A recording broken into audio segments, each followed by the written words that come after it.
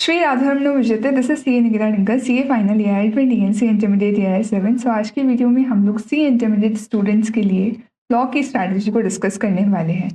तो मेरे सी इंटरमीडिएट में लॉ में 84 मार्क्स आए थे और बेसिकली मैंने क्या क्या स्ट्रैटेजी फॉलो करी थी, कौन से मेरे ऐसे टिप्स हैं जो मैं आप लोगों के साथ शेयर कर सकती हूँ, मुझे ये लगा और इसलिए आई मेड दिस वीडियो कि आप लोगों को भी थोड़ा हेल्प मिल सके और आप लोग भी लॉ को इजीली क्रैक कर पाओ। तो लेट्स स्टार्ट। देखो, पहला तो है कि हमें लॉ में दिक्कत आने का मेन कारण ये है कि हम 11th-12th में पढ़ के आते हैं बिजनेस स्टडीज़, और बिजनेस स्टडीज़ में हम बहुत जॉली मूड में उस सब्जेक्ट को पढ़ते हैं। क्यों? क्योंकि हमें बहुत इजी कॉन्सेप्ट्स होते हैं, वो हम इजीली ग्रास्प कर लेते हैं और हमने जितना भी समझा हुआ है उसके बेसिस पर हम पूरे आंसर्स फ्रेम वहाँ पे कर देते हैं। But law is typically different from business studies. तो पहले जो आपको बिजनेस स्टडी वाला जोन आपने बना रखा है ना, उससे पहले आपको बाहर आना पड़ेगा। क्यों? क्योंकि लॉ में चाहिए होती है आपको कॉन्सेप्चुअल अंडरस्टैंडिंग, तो वो कॉन्सेप्ट्स भी पता होने चाहिए, कॉन्सेप्चुअल क्लैरिटी होनी चाहिए, प्लस आपको आईसीआई के कीवर्ड्स भी याद करने पड़ेंगे। तो आपको फ्यूजन चाहिए है अंडरस्टैंडिंग प्लस कीवर्ड्स का, तभी आप लॉ में अच्छा स्कोर कर पाओगे। ये तो हो गया आपका पहला टिप कि आप अपने बिजनेस स्टडी के मोड से क्या करो, बाहर निकल कर आओ। दूसरा इंपॉर्टेंट पार्ट ये है कि आपका जो सिलेबस है, उसको आप क्या करो, सबसे पहले स्मॉल चंक्स में डिवाइड करो। तो जो आपका सिलेबस है, करंट सिलेबस, उसको सही चंक्स में आप कैसे डिवाइड कर सकते हो? अगर आपका सिलेबस देखोगे तो वो ब्रॉडली हम 4 पार्ट्स में डिवाइड कर सकते हैं। पहला है कंपनीज एक्ट, जिसमें टोटल 11 चैप्टर्स हैं। दूसरा है एलएलपी एक्ट, सिर्फ एक ही चैप्टर है। फिर एक मैंने चंक बनाया है general clauses act and interpretation of statutes का, और एक लास्ट है फेमा। अब अगर मैं बात करूं, जब भी आप लॉ पढ़ने बैठ रहे हो, सबसे पहले स्टार्ट करो एलएलपी एक्ट से। This is a very very easy chapter, बहुत आसान सा चैप्टर है, छोटा चैप्टर है और कंसेप्चुअली भी बहुत इसमें आसान फंडे दे रखे हैं। तो आप अगर यहाँ से स्टार्ट करोगे तो आपका कॉन्फिडेंस ऑटोमेटिकली बिल्ड होगा। तो आई वुड रिकमेंड आपको यहाँ से हमेशा स्टार्ट करना चाहिए। उसके बाद सेकेंड प्रायोरिटी या तो आप इसे दे दो या आप इसे दे दो। पर्सनली मैं प्रेफर करूंगी इसे दे दो। क्यों? क्योंकि ये भी छोटे चैप्टर्स हैं और अच्छे स्कोरिंग है। तो सेकेंड प्रायोरिटी दे सकते हो जीसीए और इंटरप्रिटेशन ऑफ स्टैट्यूट्स को। ये आसान चैप्टर है, डिफिकल्ट नहीं है। आपको समझना है, जो कीवर्ड्स है उनको पढ़ना है, ऑटोमेटिकली ग्रेजुअली आपको चीज़ें याद होने लग जाएगी। और उसके बाद आप उठाओ कंपनीज एक्ट। कंपनीज एक्ट में 11 चैप्टर्स हैं। अब ये 11 के 11 भी एक साथ में उठा लो। सबसे पहले इसमें भी आसान वाली चीज़ें पिक करो। कौन कौन सी आसान वाली चीज़ें हैं? जैसे चार्जेस बहुत आसान है, डिपॉजिट्स आसान है, डिविडेंड आसान है। तो ऐसे छोटे मोटे चैप्टर्स उठाओ जो सबसे पहले आसान हो, जो कम टाइम में हो जाए और आपको कॉन्फिडेंस बिल्ड कर दे। तो अगर आप सही पैटर्न से चलोगे, आपको लॉ ऑटोमेटिकली ईजी लगना स्टार्ट हो जाएगा, पर आपका रास्ता सही होना चाहिए। तो आपको सबसे पहले क्या पिक करना है? LLP act. फिर आप जीसी और इंटरप्रिटेशन ऑफ स्टैट्यूट्स कर सकते हो, और फिर कंपनीज एक्ट पिक करो और उसमें भी सबसे पहले छोटे चैप्टर्स पिक करो, जो आपको स्कोरिंग भी रहे, आपका कम भी टाइम कंज्यूम करे और आपको कॉन्फिडेंस बिल्ड करे। और सबसे लास्ट में उठाओ फेमा। ये सबसे लास्ट में क्यों कहा? हालांकि एक ही चैप्टर है, बट मुझे ऐसा लगता है कि जनरली इस चैप्टर को आप लोगों को डिफिकल्ट ही लगता होगा, ये चैप्टर आप लोगों को। क्यों? क्योंकि थोड़ा out of the box chapter है, फॉरेन करेंसी की बातें आ जाती है, सो थोड़ा आरबीआई के रेगुलेशंस वगैरह इसमें ज़्यादा है। तो मैं पर्सनली मानती हूँ इसको आपको लास्ट में पिक करना चाहिए, बट अगर आपको पर्सनली इसको बहुत ईजी लगता है अगर आपको ये चैप्टर, तो आप इसको पहले भी पिक कर सकते हो, बट मेरे ओपिनियन में आपको इसको सबसे लास्ट में पिक करना चाहिए। और अगर आपको इसमें चैप्टर में सबसे ज़्यादा दिक्कत आ रही हो, ज़्यादा ही दिक्कत आ रही हो, तो आपको क्या करना चाहिए? सेलेक्टिव कवरेज करना चाहिए। Selective coverage is what? कि जो इंपॉर्टेंट टॉपिक्स हैं, instead of living the entire chapter, आप इंपॉर्टेंट टॉपिक्स एटलीस्ट कर जाओ। सो हर चैप्टर में आपको ये ध्यान रखना है कि पूरा चैप्टर मत छोड़ा करो। Don't leave entire chapter. अगर कोई चैप्टर डिफिकल्ट लगता है तो उसमें सेलेक्टिव कवरेज पे जाओ। सेलेक्टिव कवरेज क्या होता है? जिन टॉपिक्स में से मल्टीपल टाइम्स क्वेश्चन आते हैं या आने के चांसेस होते हैं, उन टॉपिक्स को पिक ज़रूर कर लिया करो। तो सबसे इम्पॉर्टेंट पार्ट था वो हमने डिस्कस कर लिया है कि आपके सिलेबस को आप राइट चंक्स में डिवाइड करो, राइट वे से अप्रोच करो एक एक चैप्टर को, और ऑटोमेटिकली आपको लॉ इजी लगने लगेगा। अब क्वेश्चन आता है कि हम स्टडी मैथ को अच्छे से कैसे पढ़ें। तो देखो, मैं पर्सनली बताऊं तो मैंने law directly ICS study math से ही पढ़ा था। क्यों पढ़ा था? क्योंकि मैं चाहती थी कि कीवर्ड्स आईसीआई खुद के ही एक्सपेक्ट करती है एग्जाम में, तो ऑथर्स अपनी लैंग्वेज में चीज़ों को मॉडिफाई कर देते हैं और आईसीआई एक्सपेक्ट करती है उनके कीवर्ड्स, तो ये मिसमैच ना हो जाए, इसलिए मैंने तो डायरेक्टली आईसीएस स्टडी मैथ पे ही रिलाय किया था। तो लॉ में मैं आपको पर्सनली तो यही सजेस्ट करूंगी कि आप आईसीएस स्टडी मैथ पे रिलाय करूँ, और अगर आप किसी और पे रिलाय कर भी रहे हो इन चांस, तो आपको क्या करना है, सबसे पहले तो ऑथेंटिसिटी चेक करनी है आईसीएस स्टडी मैथ से कंपेयर करके कि वो सच में रिलायबल है या नहीं है नोट्स। अगर रिलायबल हो तो ही उनके साथ जाना, अदरवाइज आईसीएस स्टडी मैथ पे शिफ्ट हो जाना। अब बहुत लोग बोलते हैं कि चलो हम आईसीएस स्टडी मैथ पे शिफ्ट हो जाए, लेकिन पढ़े कैसे? आईसीएस स्टडी मैथ इतना वास्ट लगता है। तो देखो, आइडियली तो पहले से अपने माइंड से कॉन्सेप्ट निकालो कि आईसीएस स्टडी मैथ बहुत वास्ट है, बहुत वास्ट है। इतना डिफिकल्ट नहीं है। आपको क्या करना है, सिंपल सा अप्रोच स्टार्ट करना है कि जो आपका फर्स्ट रिविजन है, the first revision of yours, that has to be somewhat of reading sort. आपको उसमें मेन तो ध्यान रखना है रीडिंग का। आपको बहुत ज़्यादा चीज़ें मेमोराइज करने पर नहीं जाना। तो आपको लॉ का एटलीस्ट मैं सजेस्ट करूँगी 3 रिविजन आप करिए। पहला रिविजन कैसे करिए कि आप डिटेल में करिए, पर बहुत ज़्यादा मेमोराइज ना करके सिर्फ रीडिंग पर ध्यान दीजिए। आप मल्टीपल टाइम्स रीड करिए। आप एक चीज़ को मल्टीपल टाइम्स रीड करिए। कैसे रीड करेंगे? सपोज आपने एक चैप्टर पिक किया, इसको आपने सपोज 2 घंटे में ख़त्म किया। 2 घंटे में एक चैप्टर ख़त्म करने के बाद नेक्स्ट 10-15 मिनट्स में इमिजिएटली उसका रिविजन कर लो। क्या? नेक्स्ट 10-15 मिनट्स में इमिजिएटली रिविजन कर लो। और क्योंकि अभी जस्ट ही पढ़ा है, तो आपको रिवाइज करने में भी 10 मिनट 15 मिनट से ज़्यादा लगेंगे ही नहीं। तो एक तो आपने अभी रीड किया, उसको दोबारा 10 मिनट दे के और रीड कर लिया, तो आपका कॉन्सेप्ट ऑटोमेटिकली अब आपके माइंड में जाता जा रहा है। फिर क्या करूँ? फिर आपने सपोज दिन के पढ़े 3 चैप्टर, उस दिन 3 चैप्टर आपने दिन के पढ़ लिए। अब किताबें बंद करने से पहले आधा घंटा देके, क्या आधा घंटा या 45 मिनट्स देके आप दोबारा से आज जो ये 3 चैप्टर पढ़े इनका एक क्विक रिविजन और कर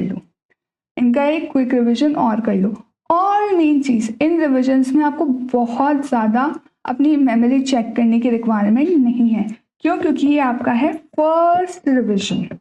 तो फर्स्ट रिविजन में आपको क्या करना है, रीडिंग पर ध्यान देना है। तो अब आप देखोगे कि eight the end of the day आपने एक ही चीज़ को 3 बार पढ़ लिया है। You have read it 3 times. तो आपको नहीं लगता आपकी मेमोरी ऑटोमेटिकली शार्प होने वाली है? तो ये बहुत छोटे टिप है, बट आपके लिए बहुत बहुत अच्छा काम करने वाली है। तो इसको तो ज़रूर अप्लाई करना, और अप्लाई करने के बाद मुझे बताना कि इसके रिजल्ट्स आपको मिल रहे हैं या नहीं। तो आईसीएस स्टडी मैथ को पढ़ने का पहला तरीका तो ये है कि फर्स्ट रीडिंग में रीड करना है, मेमोराइज करने पर बहुत ज़्यादा फोकस नहीं करना। दूसरी चीज़, स्टडी मैथ को जब आप रीड करो, उसमें आप इमिजिएटली हाईलाइट करते जाओ जो इम्पॉर्टेंट वर्ड्स हैं। इम्पॉर्टेंट वर्ड्स को हाईलाइट करते जाओ जो उस मेन पैरा का सबसे ज़्यादा क्रक्स है। उन वर्ड्स को बोलते हैं कीवर्ड्स, उनको आपको करना है हाईलाइट। तो अगर कोई भी इम्पॉर्टेंट लिमिट्स हैं, थ्रेशोल्ड लिमिट्स हैं या फिर टाइम लाइन्स हैं, उन सबको आपको स्पेशली मार्क करते हुए जाना है। तो ये दूसरा इम्पॉर्टेंट टिप है, आपको एसएम में ध्यान रखने। और जो मैं कह रही हूँ ना, आप ये जो 10 मिनट्स में रिवाइज करोगे, 30 मिनट्स में रिवाइज करोगे, उस टाइम पे आपको ये हाईलाइटेड पोर्शन ही देखना होता है मेनली, इसीलिए आपको इतना कम टाइम लगने वाला है। तो ये आपको करना पड़ेगा। अच्छा, ये तो फर्स्ट रीडिंग की बात हो गई। अब आप एक्चुअली रिवाइज आगे जाके करोगे कैसे? तो ये मैंने आपको कहा 3 रिविजन करने हैं। अब जब आपका सेकंड रिविजन आएगा तब आपको थोड़ा बहुत ध्यान देना है किस पर कि अब आप थोड़ा मेमोराइज करना स्टार्ट करो। मेमोराइज करना स्टार्ट करने का मतलब ये है कि अब आप थोड़ा थोड़ा रिकॉल करना स्टार्ट करोगे। अब आप जब अपना ये जो 10-15 मिनट्स वाला रिविजन है वहाँ थोड़ा थोड़ा आप ट्राई करोगे कि आपको चीज़ें याद आ रही है या नहीं। तो सेकेंड रिविजन में जाके आप क्या करोगे? मेमोराइज करना स्टार्ट कर दोगे। और थर्ड रिविजन में तो फिर आपकी चीज़ें ऑटोमेटिकली जाके आप देखोगे बहुत स्ट्रॉन्ग हो जाएगी। प्लस अगर आपको लॉ में कुछ ज़्यादा ही डिफिकल्टी आ रही हो, अगर आपसे लॉ बिल्कुल भी नहीं हो रही हो, आपको बहुत ज़्यादा बोरिंग लग रही है और and you are not able to do it, तो एक और चीज़ करो। क्या? एक और एडिशनल चीज़ आपको करनी है कि जो ये रिविजन्स आप करने वाले हो ये तो है ही, इनके अलावा एक एडिशनल चीज़ करनी है जो आपको एडिशनल मार्क्स देके जाएगी। क्या है वो एडिशनल चीज़? कि आपको आपकी बाकी सब्जेक्ट्स के रिविजन्स के साथ रोज़ डेली लॉ के लिए 1 घंटा 2 घंटा जो भी अप्रोप्रिएट हो निकालना स्टार्ट कर दो। तो डेली बेसिस पर इनको पढ़ना स्टार्ट कर दो। इनफैक्ट आपका कोई भी सब्जेक्ट हो जो आपको वीक लग रहा हो, आपको उसे स्ट्रॉन्ग करना है तो उसको रोज़ पढ़ना स्टार्ट कर दो। क्यों? क्योंकि अगर हम वीक पॉइंट्स को डिले करेंगे, हम उसमें प्रोक्रास्टिनेट करेंगे तो हमें कभी रिजल्ट्स नहीं मिलने वाले, हमें उनमें डिफीट ही खाना पड़ेगा। इसलिए उनको फेस करो, फेस योर फियर्स। तो इसके लिए इम्पॉर्टेंट है क्या कि अगर आपको किसी पर्टिकुलर सब्जेक्ट में डिफिकल्टी आ रही है जैसे लॉ, तो आपको क्या करना है? उसको रोज़ 1 घंटा देना स्टार्ट कर देना है till your exams. And I can guarantee कि वो आपका सब्जेक्ट स्ट्रॉन्ग होकर ही रहेगा, मतलब no one can prevent it. Next चीज आती है अब हमारी कि कौन सी मिस्टेक्स, कॉमन मिस्टेक्स जो बच्चे करते हैं वो आपको अवॉइड करनी है। एक तो यही लैक ऑफ रिविजन वाली, कि रिविजन करते नहीं है और फिर कहते हैं कि हमारे मार्क्स नहीं आते। भाई रिविजन तो करना पड़ेगा, बिकॉज लॉ एक नया सब्जेक्ट है ना, हम यूज टू नहीं है इस सब्जेक्ट से। तो अगर आपका किसी चीज़ के साथ नया कनेक्शन इस्टेब्लिश हुआ है तो उसको टाइम तो देना पड़ेगा। तो इसलिए रिक्वायरमेंट है कि आप रिविजन करते जाओ करते जाओ करते जाओ। और अगर फिर भी डिफिकल्टी आ रही तो as I said daily basis पर उसको टाइम देना स्टार्ट कर दो। तो डेली बेसिस पर जैसे आपको इंस्टाग्राम चलाना होता है ना, या और भी सोशल मीडिया ऐप्स यूज़ करने होते हैं, तो उनसे उनके टाइम से थोड़ी कटौती करके इसको टाइम देना स्टार्ट कर दो, आपको अपना रिजल्ट मिलना स्टार्ट हो जाएगा। और दूसरी कॉमन मिस्टेक बच्चे करते हैं rote learning. So law is not a subject जो एंटायरली कीवर्ड्स लर्न करके रट्टा मार के हो जाने वाला है। आपको साथ में अंडरस्टैंड भी करना पड़ेगा, बिकॉज रटी हुई चीज़ें आप भूल सकते हो। देयर आर हाई प्रोबेबिलिटी कि आप बहुत ज़्यादा रट के चल जाओ और आप एग्जाम में जाके पूरा ब्लैंक हो जाओगे। तो इसलिए रिक्वायरमेंट है कि आप क्या करो? अंडरस्टैंड करो और उसके बाद लर्न करो। और लर्न हमें सब कुछ नहीं करना वर्ड टू वर्ड, हमें सिर्फ कीवर्ड्स लर्न करने हैं। तो ये एक इम्पॉर्टेंट चीज़ आपको ध्यान में रखनी पड़ेगी कि आप सिर्फ रट्टा मारकर लॉ में पास नहीं हो सकते हो। तो ये मिस्टेक आपको अवॉइड करनी है। नेक्स्ट हमारा पॉइंट आता है कि आपको क्या करना है? एक समरी बनानी है।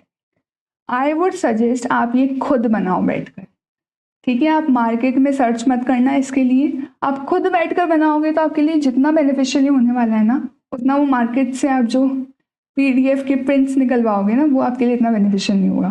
तो make your own summary. Summary बनानी कैसे है? जो भी आप चैप्टर पढ़ रहे हो, आप अपने नोटबुक के at the end 1-2 pages spare छोड़ दो और वहाँ पर हर चैप्टर की जो भी लिमिट्स आती जाए उनको वहाँ नोट डाउन करना स्टार्ट कर दो। तो वो चाहे टाइमलाइंस हो चाहे थ्रेशोल्ड्स हो, आप उनको लिखना स्टार्ट कर दो। प्लस पेनल्टीज सारी नहीं याद करनी होती है, पेनल्टीज जो सिर्फ इम्पॉर्टेंट हो, जैसे सेक्शन 447 की पेनल्टी हो गई, या जो भी आपको आपके टीचर ने इम्पॉर्टेंट बताई हो, तो ऐसी पेनल्टीज आपको याद रखनी होती है सिर्फ। तो सिर्फ वो इम्पॉर्टेंट पेनल्टीज भी आप एक जगह रख लो जो एग्जाम में पूछी जा सकती है। तो ये समरी आपको LDR में बहुत हेल्प करेगी। आप इस समरी को पता है सबसे ज़्यादा कब काम आएगी है, एग्जाम वाला दिन जो सुबह होगा ना, उसमें से आप समरी को सच में रेफर करोगे तो आपको ऐसा लगेगा कि ऑलमोस्ट आपने पूरा सिलेबस एक और बार गो थ्रू कर लिया है। तो ये summary is going to be really really helpful for you all. Next point is कि बहुत बड़ी दिक्कत बच्चे करते हैं कि कंटेंट ना ओवरलोड कर लेते हैं, अपने दिमाग को ओवरलोड कर लेते हैं। तो आपको ये भी नहीं करना है। कंटेंट आप अपने दिमाग पर जितना प्रेशर डालोगे, जितना उसको ये फील करवाओगे कि it is so much content, तो आपके लिए उतनी दिक्कत होती जाएगी। तो इसका सल्यूशन क्या है कि अगर आपको बहुत ज़्यादा ओवरलोडेड लग रही है चीज़ें, तो आप उसको डिवाइड करो सबसे पहले तो। और दूसरा आप क्या कर सकते हो, थोड़ा थोड़ा टाइम रोज़ निकालो उस पर्टिकुलर सब्जेक्ट के लिए। तो आपको ओवरलोड से बचना है। और आप ये बिल्कुल मत सोचना कि हम बहुत सारा कवरेज कर लेते हैं। आप अपनी लिमिट के अकॉर्डिंग कवरेज करना। अगर आपको लग रहा है कि मैं 80% कवरेज ही कर सकता हूँ पर मैं अच्छे से करूँगा, तो आप 80% में सेटिस्फाइड रहो। क्या 80% में सेटिस्फाइड रहो, पर वो 80% में स्मार्ट वर्क लगाना है। एज आई सेड कि किसी भी चैप्टर को, कहीं से भी कोई चैप्टर हो, डोंट लीव इट इंटायरली। क्या करना है आपको, जो इम्पोर्टेंट टॉपिक्स है वो तो करके जाने हैं। तो 80% करो, ओवरलोड मत करो कंटेंट को, जितना अच्छे से याद रखो उतना करो, पर थोड़ा स्मार्ट वर्क के साथ में। नेक्स्ट पॉइंट, RTPs MTPs का कवरेज कैसे करें। सो देखो, RTPs MTPs are very very useful. RTPs MTPs देखो, एक तो आपको खुद के अटेम्प्ट की तो करनी है, जो आपका रेलेवेंट अटेम्प्ट है उसकी RTP MTP तो करनी ही है, ये तो मस्ट डू है। If you have additional time तो आप +1 कर सकते हो, मतलब एक जस्ट पहले वाले अटेम्प्ट की और कर सकते हो, इससे ज़्यादा नीड नहीं है करने की। तो क्या करना है, RTP MTP के साथ आपको खुद के अटेम्प्ट की RTP MTP करनी ही है, प्लस अगर आपके पास एडिशनल टाइम है तो आप मैक्स टू मैक्स एक पिछले अटेम्प्ट की और देख सकते हो, इससे ज़्यादा की नीड नहीं रहेगी। अच्छा, अब देखो, लॉ क्योंकि एक थ्योरेटिकल सब्जेक्ट है, तो ये क्वेश्चन बनता है कि क्या हमें अलग से क्वेश्चन बैंक्स वगैरह को रेफर करना है, अलग से क्वेश्चंस करने हैं या नहीं करने, और करने हैं तो करने कैसे। तो देखो, लॉ क्योंकि एक थ्योरेटिकल सब्जेक्ट है, तो आपको मेन तो फोकस यही करना है कि जितना कॉन्सेप्ट है, जितना कंटेंट नोट्स वाला पार्ट है, जो चैप्टर वाला पार्ट है, आप उसको अच्छे से कर लो। पहला आपकी प्रायोरिटी क्या होनी चाहिए, आप उतना अच्छे से कर लो। क्वेश्चंस का आपको देखो बेसिकली क्या करना है, ICSE स्टडी मेट के क्वेश्चंस आपको करने हैं, पर क्वेश्चंस का सिर्फ इतना रेलेवेंस है कि आप उनको सबसे अच्छे से फर्स्ट रिविजन में करोगे। क्या फर्स्ट रिविजन में आप क्वेश्चंस को करोगे। क्वेश्चंस को फर्स्ट रिविजन में इस तरीके से करना है कि आपको क्वेश्चन पढ़ के बस ये याद आना चाहिए कि इसमें आप बेसिकली आप अपने माइंड में मैपिंग करोगे कि इसका मैं आंसर कैसे लिखने वाला हूँ या लिखने वाली हूँ। जो रिटन प्रैक्टिस होगी वो आप कब करोगे, जब आप मॉक्स दोगे। तो आपको क्वेश्चंस की hand written practice as such नहीं करनी है, जो आप मॉक्स दो तब आप हैंड रिटन प्रैक्टिस कर लेना, बट जब आप क्वेश्चन सॉल्व कर रहे हो तब आपको सिर्फ एक बार माइंड में एनालाइज करना है कि इस क्वेश्चन का आंसर मैं कैसे दूंगा या कैसे दूंगी। और क्वेश्चन का आंसर देने का जनरली लॉ में यही पैटर्न होता है कि आपको सबसे पहले बताना है कि ये पर्टिकुलर जो क्वेश्चन पूछा गया है इसमें इशू इन्वॉल्व क्या है। तो यू हैव टू टेल कि what is the issue involved. Then आपको बताना होता है कि ये किस प्रोविजन से पूछा गया क्वेश्चन है और बेसिकली प्रोविजन कहता क्या है। फिर आपको बताना पड़ता है कि केस क्या है, तो हम केस का एनालिसिस करते हैं कि केस में बेसिकली क्या हो रहा है, और फाइनली हम दे देते हैं कंक्लूजन। ये आपको पूरा फॉलो करना ही करना है। क्या ये आपको पूरा फॉलो करना ही करना है, क्योंकि जनरली लॉ में क्वेश्चन केस स्टडी बेस्ड ही आते हैं, एनालिसिस बेस्ड ही आते हैं, तो आपको ये पैटर्न फॉलो करना पड़ेगा। तो ये तो हो गई क्वेश्चंस की बात। अब देखो, क्योंकि मैंने कहा फर्स्ट रिविजन में क्वेश्चन करना है, तो क्या आगे वाले रिविजन में ऑल टुगेदर स्किप कर देना है? तो देखो, बहुत ज़्यादा आपको क्वेश्चंस लेकर नहीं जाने आगे तक। आप फर्स्ट रिविजन में आपको सॉर्टिंग कर लेनी है। हर चैप्टर में से मुश्किल से आप 2 क्वेश्चन 3 क्वेश्चन, बस इससे ज़्यादा अपने सेकेंड डिविजन पर नहीं लेकर जाओगे। कितने 2-3 क्वेश्चन से ज़्यादा अपने सेकेंड डिविजन पर लेकर ही नहीं जाओगे, और इससे भी कम लेकर जाओ तो बहुत अच्छा होगा आप लोगों के लिए। फिर सेकेंड डिविजन से थर्ड डिविजन तक तो आपका नेक्स्ट टू नेग्लिजिबल क्वेश्चंस बचने चाहिए, और एलडीआर तक तो आप ऑलमोस्ट बिल्कुल ही क्वेश्चन मत लेकर जाना। क्यों? क्योंकि लॉ एक थ्योरेटिकल सब्जेक्ट है, तो इसमें आप जो आपका कंटेंट पढ़ोगे वो ही बहुत सफिशिएंट रहेगा। सो क्वेश्चंस को एडिशनली करना बहुत ज़्यादा आप लोगों के लिए बेनिफिशियल नहीं होने वाला। तो क्वेश्चंस की इतना इंपॉर्टेंस है कि आपको पैटर्न पता चल जाए, वो हमने फर्स्ट रिविजन में देख लिया, वो हमें आगे तक याद रहने वाला है। प्लस हम मॉक्स देंगे तो हमको लिखने का खुद की प्रैक्टिस होने वाली है, तो वहाँ वो हेल्प करेगा। सो क्वेश्चंस का उतना ही रेलेवेंस है कि आपको चीज़ें एक तो याद आ रही है, प्लस आपको क्वेश्चन को राइट करने का वो पैटर्न बता रहा है।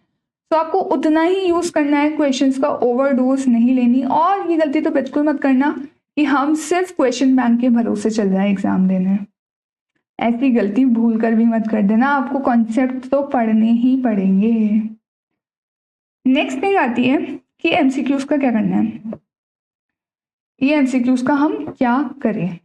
सो देखो, आई वुड सजेस्ट, अगर आपको एमसीक्यूज की प्रैक्टिस करनी है तो ICI is the best source.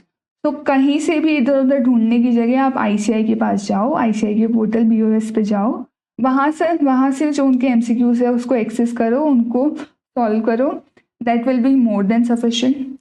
और बहुत ज़्यादा एक्सेसिवली भी आपको सॉल्व करने की नीड नहीं है, जितना आपसे हो पाए कन्वीनियंस के बेसिस पर उतना कर लो कि आपको थोड़ा बहुत पैटर्न पता चल जाए। बाकी बहुत ज़्यादा अगर आप एमसीक्यू सॉल्व करोगे तो आपको बहुत ज़्यादा बेनिफिट नहीं होने वाला, आपको अपने कॉन्सेप्ट्स ही स्ट्रॉन्ग करने पड़ेंगे। तो एमसीक्यूज की प्रैक्टिस अगर करो तो लिमिटेड करो, ताकि आपको थोड़ा पैटर्न पता चल जाए, बाकी आपको कॉन्सेप्ट्स पर ज़्यादा ध्यान देना पड़ेगा। एमसीक्यूज आपसे ऑटोमेटिकली हो जाएंगे। Next thing, how to frame answers. तो मैंने ये तो बता दिया कि आंसर फ्रेम करना कैसे, पैटर्न तो यही रखना है। प्लस इसमें एक बहुत इंपॉर्टेंट टिप है, लेकिन क्या है वो इंपॉर्टेंट टिप? कि ये तो आपने कर दिया कि आपने ये लिख दिए कि ये इशू इन्वॉल्व, ये प्रोविजन, ये एनालिसिस, ये कंक्लूजन, ये, लेकिन क्या, लेकिन सबसे ज़्यादा इंपॉर्टेंट ये है कि आप इसको प्रेजेंट भी सही से करो। सही से प्रेजेंट करने का मतलब क्या है कि आपने ये इशू इन्वॉल्व लिखा, इसकी 2-3 लाइनें लिखी, पर एग्जामिनर के पास इतना टाइम नहीं किया कि वो तीनों लाइनें को अच्छे से पढ़े। तो आप इस 3 लाइन का जो मेन क्रक्स है उसको अंडरलाइन करो। क्या करो? Underline. It is very very important कि आप अंडरलाइन करके आओ। जैसे ही आप कोई टाइम लिमिट स्पेसिफाई करो, सपोज 30 डेज, अंडरलाइन इट। आप कोई लिमिट लिख रहे हो कि सपोज 5 लाख है, अंडरलाइन इट। आप कोई पेनल्टी लिख रहे हो, अंडरलाइन इट। इससे एग्जामिनर को देखते ही समझ में आ जाता है कि आपको आंसर आता है या नहीं आता। तो अंडरलाइन करना बहुत बहुत ज़्यादा इंपॉर्टेंट है। क्यों? क्योंकि जितना कन्वीनियंस आप एग्जामिनर को प्रोवाइड करोगे उतने ज़्यादा मार्क्स आपको मिलने वाले हैं। तो अंडरलाइन करना is going to be game changer for you. क्योंकि अगर आपको आंसर आता भी होगा पर एग्जामिनर को नहीं दिखा, या कई बार ऐसा भी होता है कि I have analyse certain copies बच्चों की, लोगों की मैंने कॉपीज देखी है, तो वो क्या करते हैं पता है, वो उन मतलब चलो हैंड राइटिंग तो आपकी जैसी है, I am not asking for you to change that, but ये ज़रूरी है कि आप उसको नीट एंड क्लीन तो लिखो एटलीस्ट, कि सामने वाले को लेजिबल हो। तो कई बार वो लोग इतना क्लमजी वे में लिख देते हैं कि जो इम्पोर्टेंट इंफॉर्मेशन है वो ठीक से दिखती ही नहीं है और वो मिस आउट हो जाती है और इसलिए उनके नंबर कट जाते हैं। तो प्लीज़ आप लोग ऐसी गलती मत कीजिएगा। आप एक तो आराम से स्पेसिंग यूज़ करिए, नया क्वेश्चन न्यू पेज से स्टार्ट कीजिए और क्वेश्चन नंबर बहुत क्लियरली मेंशन कीजिए कि फर्स्ट का ए है, इसको बिल्कुल सेंटर ऑफ पेज पे लिख के बॉक्स बना दीजिए, अंडरलाइन कर दीजिए, उसके बाद स्पेसिंग देके फिर आंसर स्टार्ट कीजिए।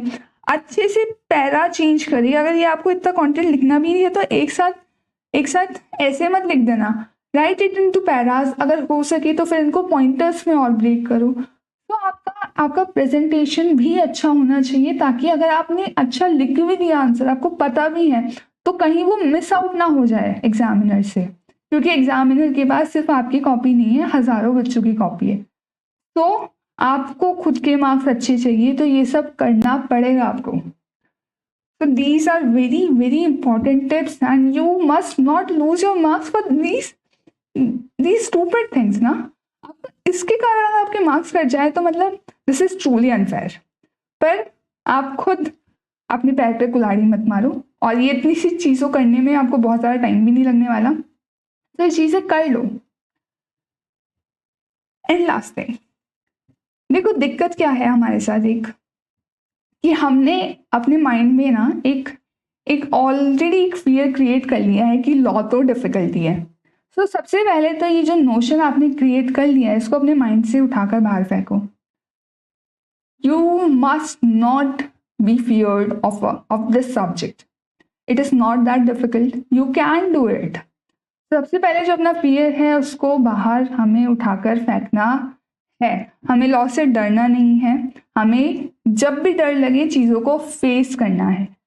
तो आपको फेस करना है, you need not fear, you have to face. तो लॉ को अगर आपको अच्छे मार्क्स स्कोर करने हैं लॉ में, तो आपको क्या करना पड़ेगा, अपने फियर को बाहर उठाकर फेंकना पड़ेगा। You have to be confident. आप रिविजन्स करो, आपको कॉन्फिडेंस बिल्ड होता जाएगा। और जो मैंने स्ट्रैटेजी बताई है, आप इजी टू हार्ड की तरफ चलोगे, आपके लिए बहुत बेनिफिशियल होने वाला है।